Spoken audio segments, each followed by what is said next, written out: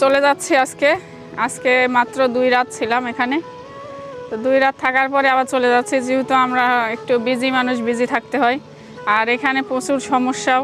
আর যেহেতু দেখে গেলাম আব্বাকে, আবার কয়েক মাস পর আবার আসবো আর কি। তো এই হলো আব্বা, সবাই দোয়া করবেন যেন সুস্থ থাকে। ইদানিং কিন্তু প্রচুর অসুস্থ, কোনোভাবেই সুস্থ আর থাকতে পারতেছে না। আগে তো নামাজ পড়তে পারতো, এখন মসজিদেও আর যাইতে পারে না, মানে সিজদা যে দিবে সেটাও পারে না। চেয়ারে বসে বসে এরকমভাবে নামাজ পড়ে, তারপর নামাজ পড়তেছে। সবাই দোয়া করবেন যেন ভালো থাকে, সুস্থ হয়ে যায়।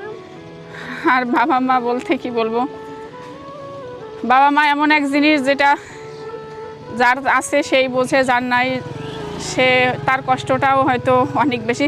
তো আব্বা দোয়া করবেন, ভালো থাকবেন, দোয়া করেন আমার জন্য।